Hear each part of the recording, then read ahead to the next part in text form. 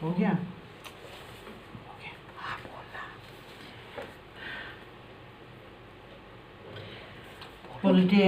राजनीति विज्ञान में कल आपने जो है राष्ट्र निर्माण की चुनौतियों के अंतर्गत अध्ययन किया था विभाजन और उसके परिणाम के बारे में, और आज हम लोग पढ़ेंगे कि ब्रिटिश इंडिया के समय जो राजा लोग थे भारत में, उन्होंने किस तरह से अपने आप को भारत में विलय किया। ब्रिटिश इंडिया के दो हिस्से थे। एक हिस्से में ब्रिटिश प्रभुत्व वाले भारतीय प्रांत रहते के लोग थे और दूसरे हिस्से में रजवाड़े रहते थे, अर्थात एक हिस्से में आम नागरिक थे तो दूसरे हिस्से में राजा लोग थे, और जिसमें आम नागरिक थे उस पर सीधा नियंत्रण अंग्रेजी सरकार का था। दूसरी तरफ दोनों और छोटे बड़े आकार के कुछ राजा थे जिन्हें रजवाड़ा कहा जाता था, मतलब भारत में भी थे और ब्रिटिश इंडिया का जिसमें प्रभुत्व था उस पर भी थे। रजवाड़ों पर राजाओं का शासन था। राजाओं ने ब्रिटिश राज्य की अधीनता या ये कहें कि सर्वोच्च सत्ता स्वीकार कर रखी थी। तो ब्रिटिश इंडिया भारत में जब थी तो उस समय भी राजा लोग थे, और जहाँ पर राजा लोग थे अंग्रेजी सरकार उनको कुछ नहीं कहती थी, और जहाँ पे आम जनता थे उनके ऊपर अपनी वो हुकूमत चलाती थी। राजाओं ने ब्रिटिश राज की अधीनता या सर्वोच्च सत्ता को स्वीकार कर रखी थी। इसके अंतर्गत वे अपने राज्य के घरेलू मामलों का शासन चलाते थे। जहाँ पे राजा थे वो अपना शासन अपने हिसाब से चलाते थे। अंग्रेजी प्रभुत्व के अंतर्गत आने वाले भारतीय साम्राज्य के 1/3 हिस्से में रजवाड़े कायम थे, और बाकी प्रत्येक 4 भारतीयों में से प्रत्येक 4 भारतीयों में से एक किसी न किसी राजा की प्रजा होती थी। या आप ये कह लीजिए कि राजा 4 अगर व्यक्ति हैं तो उसमें से एक राजा की प्रजा होती थी, बाकी 3 आम नागरिक होते थे। तो राजाओं को मनाने की एक बड़ी समस्या थी कि किस तरह से स्वतंत्र भारत में इन्हें मना करके शामिल किया जाए, क्योंकि इन राजाओं की इच्छा थी कि स्वतंत्रता के बाद भी वो राजा बने रहें। आज़ादी के तुरंत पहले अंग्रेजी शासन ने घोषणा की कि भारत पर ब्रिटिश प्रभुत्व के साथ ही रजवाड़े का भी ब्रिटिश अधीनता से उन्हें आज़ाद कर दिया जाएगा।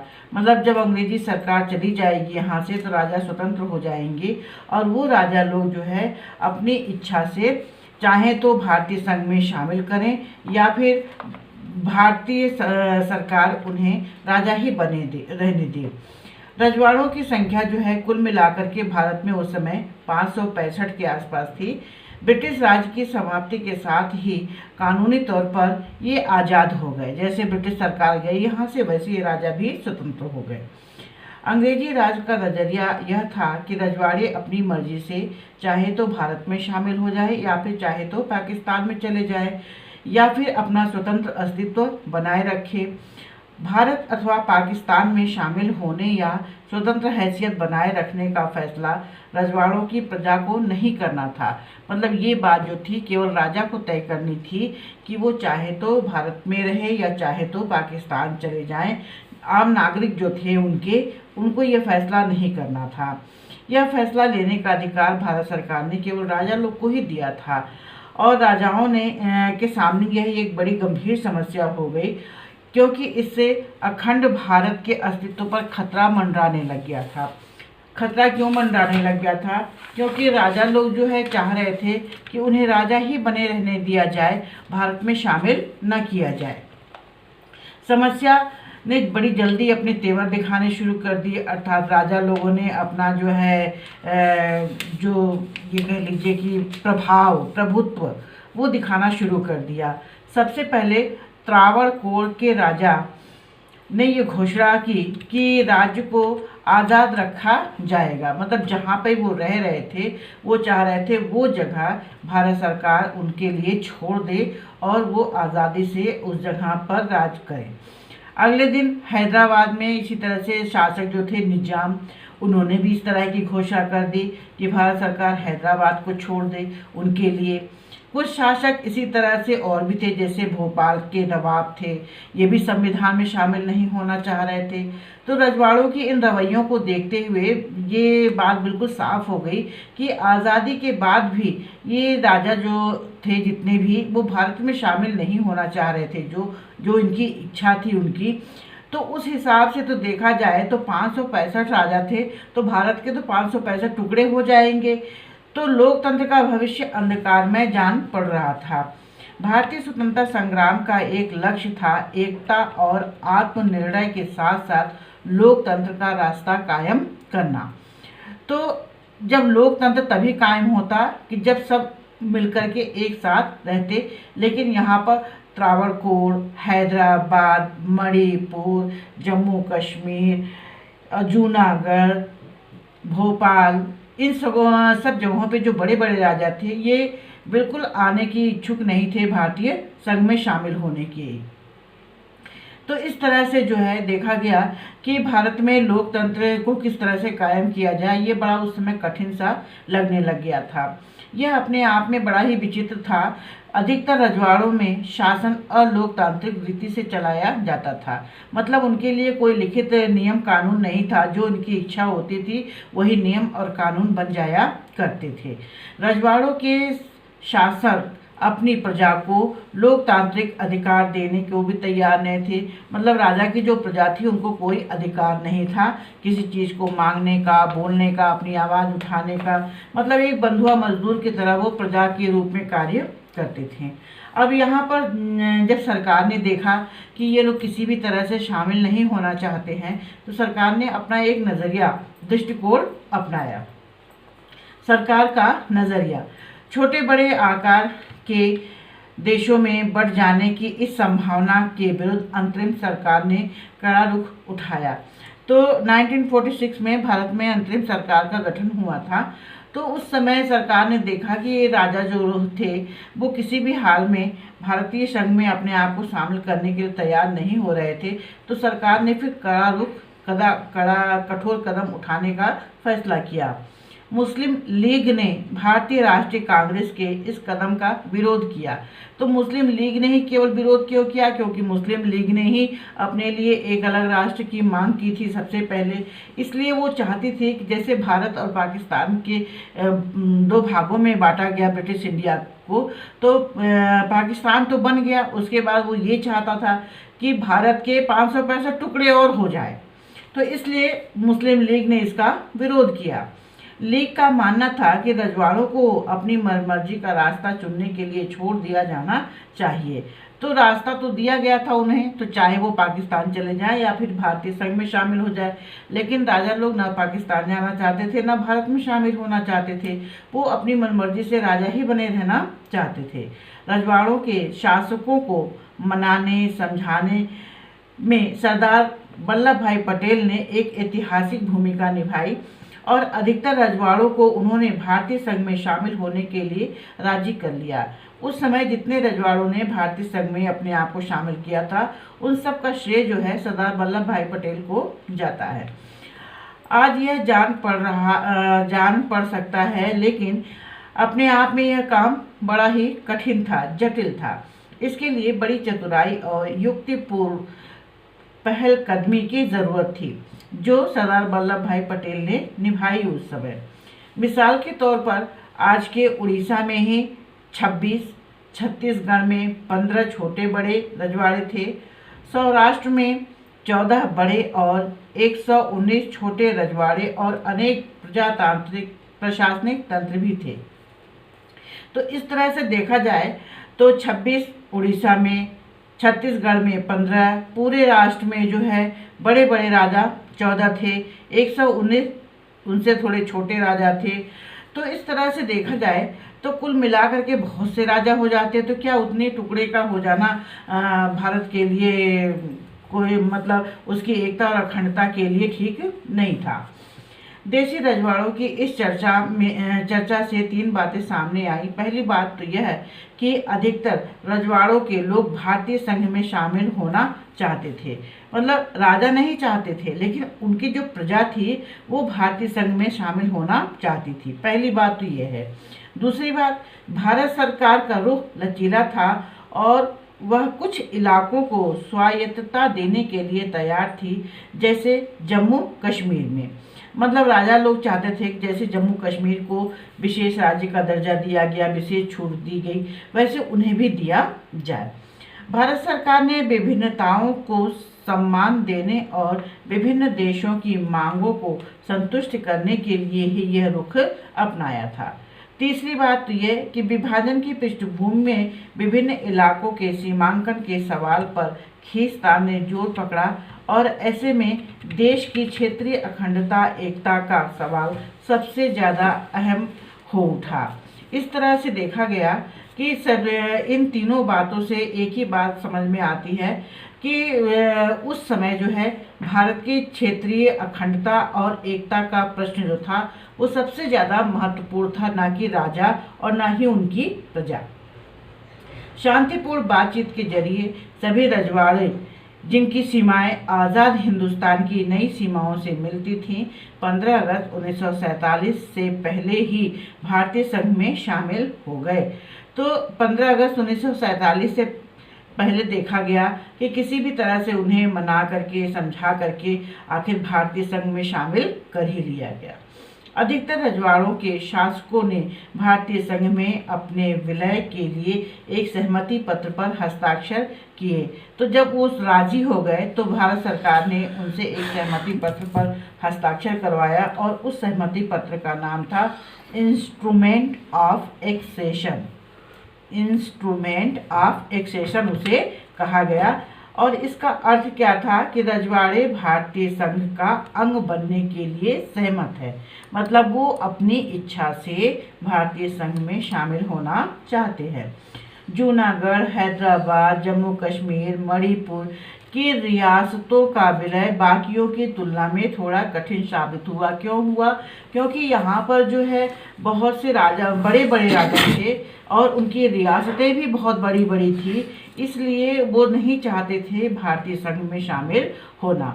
हैदराबाद और मणिपुर की रियासतों के बारे में अभी हम थोड़ा सा अध्ययन करेंगे कि वहाँ किस तरह की रियासत थी और वहाँ पर किस तरह के राजा थे।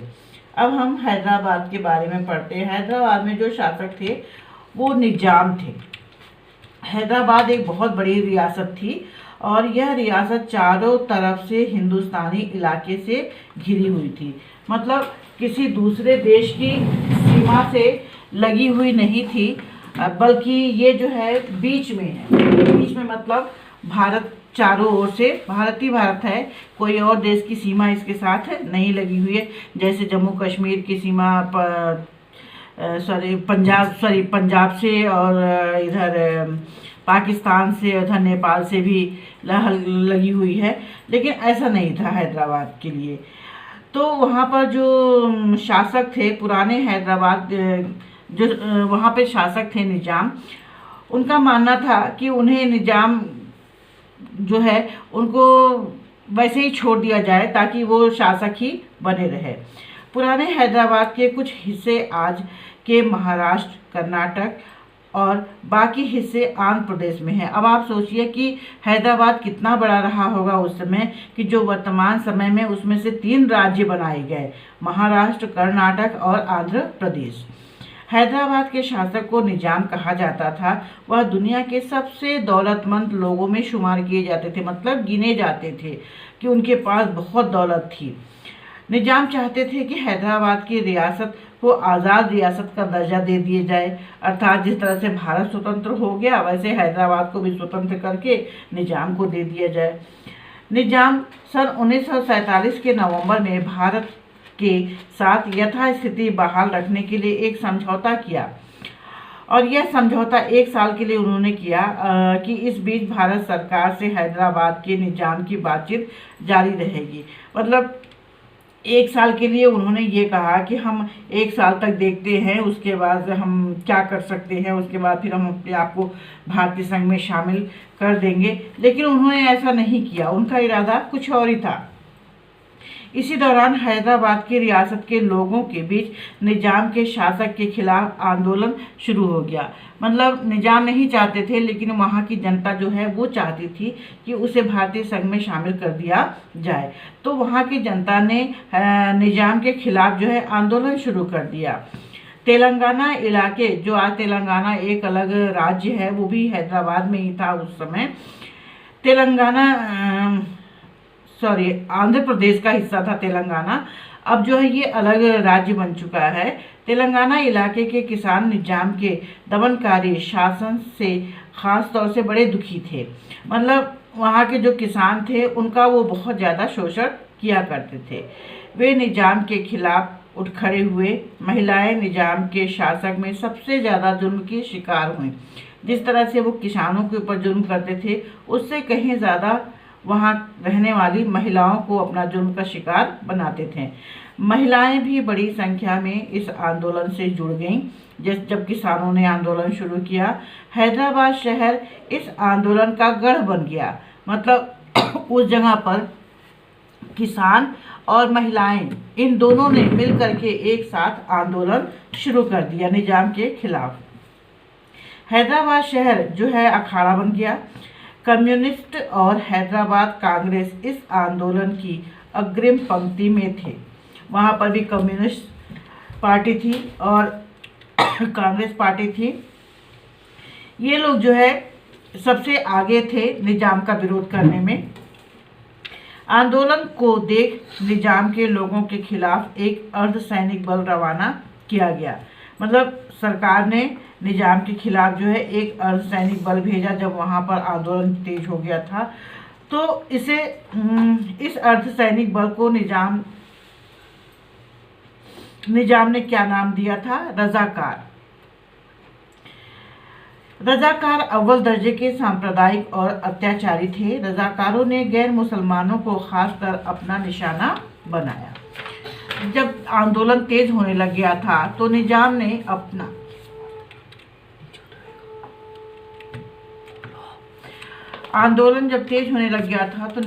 अपना एक अर्धसैनिक बल जो बनाया हुआ था उसे भेजा लोगों पे काबू पाने के लिए।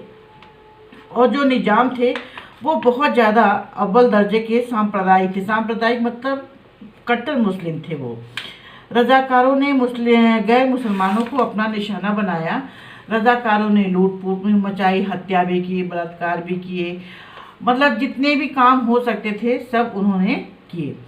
1948 के सितंबर में भारतीय सेना निजाम के सैनिकों पर काबू पाने के लिए हैदराबाद पहुंची। ये सब कुछ देख करके भारत सरकार ने जो है देखा कि अब मामला कंट्रोल में नहीं होगा, क्योंकि 1947 के नवंबर में निजाम ने यथास्थिति बहाल कर रखने के लिए एक समझौता किया था। लेकिन 1948 तक आते सितंबर आते आते देखा गया कि निजाम ने बहुत ज़्यादा उपद्रव मचा दिया। तो भारतीय सेना उन पर काबू पाने के लिए जब हैदराबाद पहुंची तो कुछ दिन तक रुक करके लड़ाई चली। मतलब ये छिप करके जो है रजाकार दंगा फसाद करते थे, वहाँ के लोग करते थे और छिप करके ये वार करते थे, आक्रमण करते थे। इनके बाद जो है निजाम ने, जब भारत सरकार ने पूर्ण रूप से नियंत्रण बना लिया, तब उसके बाद जाकर के निजाम ने आत्मसमर्पण कर दिया। निजाम के आत्मसमर्पण के साथ ही हैदराबाद को भारत में विलय कर लिया गया, मतलब मिला लिया गया, और जिससे वहाँ की जनता, वहाँ के नागरिक जो है इस चीज़ से काफ़ी प्रसन्न हुए, खुश हुए। अब आता है मणिपुर। मणिपुर में भी इसी तरह के राजा थे जो नहीं चाहते थे कि वो भारत में आए या भारतीय संघ में शामिल हों। आज़ादी के चंद रोज़ पहले मणिपुर के महाराजा बोधचंद्र सिंह ने भारत सरकार के साथ भारतीय संघ में अपनी रियासत के विलय के एक सहमति पत्र पर हस्ताक्षर किए।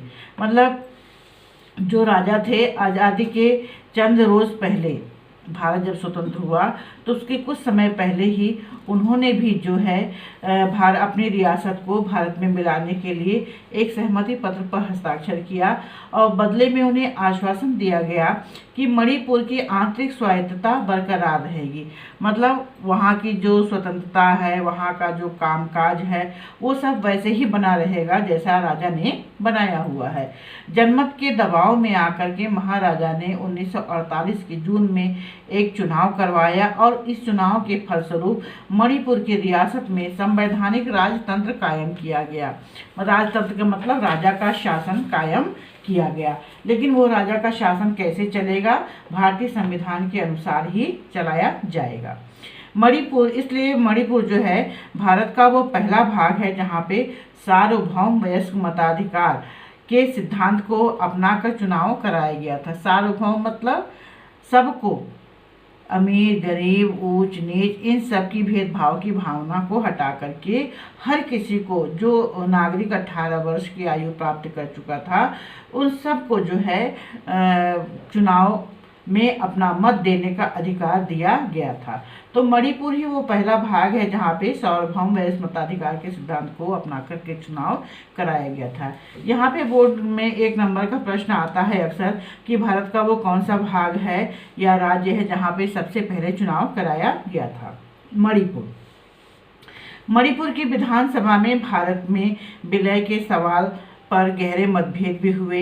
मणिपुर की कांग्रेस चाहती थी, वहाँ पे कांग्रेस पार्टी थी, वो चाहती थी कि इस रियासत को भारत में मिला दिया जाए, जबकि दूसरी राजनीतिक पार्टियां जो थी उनके खिलाफ थी, क्योंकि पहले से ही भारत में कांग्रेस पार्टी थी, बाकी अन्य पार्टियां तो बाद में बनी और आई। तो कांग्रेस तो चाहती थी कि मणिपुर को भारत में मिला दिया जाए, लेकिन और लोग इसके थोड़े खिलाफ थे। मणिपुर की निर्वाचित विधानसभा से परामर्श किए बगैर भारत सरकार ने महाराजा पर दबाव डाला कि वे भारतीय संघ में शामिल होने के समझौते पर हस्ताक्षर कर दें और भारत सरकार को इससे सफलता भी मिली। जब मणिपुर के राजा ने भारत में अपने आप को विलय कर दिया तो इससे फिर उन्हें और सफलता मिली, यह कि हैदराबाद के निजाम भी आत्मसमर्पण कर दिए और मणिपुर के राजा ने भी अपने आप को भारत में मिला दिया। तो मणिपुर के इस कदम को लेकर लोगों में क्रोध और नाराज़गी के जो भाव थे वो समाप्त हो गए और उसका असर आज भी देखा जाता है कि मणिपुर के लोग जो है भारतीय संघ में शामिल होकर के अपने आप को सुरक्षित और महसूस करते हैं। बच्चों, आज के लिए बस इतना ही है और कल हम पढ़ेंगे राज्यों का पुनर्गठन।